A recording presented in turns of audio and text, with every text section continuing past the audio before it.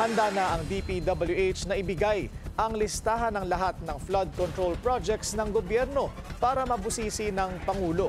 Pero tingin ni DPWH Secretary Manny Bonoan, dapat ding masilip ang mga proyekto ng mga dating administrasyon.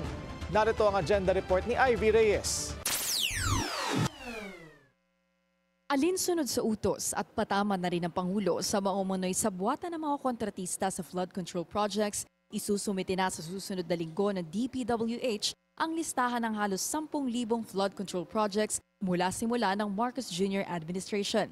Marami po kasing flood control projects na nasagawa na po ng mga nakaraan na administrasyon. Ito po yung tinitiyak namin na kung nandiyan pa po ba yung mga dating flood control projects. Kasi marami pong bagyo at mga floods na dumaan na po rito sa mga proyekto na nung nakaraang administrasyon. Sa tingin ng DPWH, natugunan naman ng mga proyekto ang layunin nila. Pero may isa raw problema ang ahensya na minana pa nila mula sa mga dumaang administrasyon. Noong pumasok kami dito sa administrasyon nito, napansin po namin na yung mga riverbeds po, yung sa ng dinadaanan ng tubig, mababaw na po. I think for the last many years during the past administrations, hindi po nag-desil to nag-dredge. So ito po yung challenge na tinitingnan namin. Kasi ang tinitingnan po namin dito, kahit gaano karami yung ginagawa naming revetment walls o sangga, kung hindi namin na-address po yung kailangan mahukay yung siltation, ay talagang aapaw po yun. Si National Expenditure Program ng Pamahalaan, 5 billion pesos daw ang kailangan ng ahensya para maisagawa ang dredge program na ito. At nasa 175 billion pesos naman ang nire-request para sa flood control projects.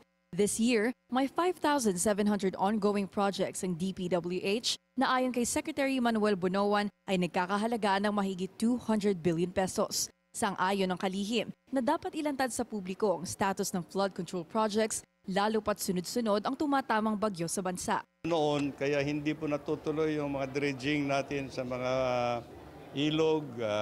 May perception po na maraming katiwalian na nangyayari pag kinapakontrata yung mga dredging project. So, para maiwasan po natin yung mga ganong haka-haka ng mga ibang tao, para na lang, ang programa po namin, DPWH na lang po ang gagawa. At kami na po ang mananagot sa mga dredging program po natin. Handa raw ang DPWH na sundin ang utos ng Pangulo na ilabas ang listahan ng mga flood control project. Pero sana raw, pati ang mga proyekto noong nagdaang administrasyon, maisiwalat din. Para sa agenda, Ivy Reyes, Billionaire News Channel.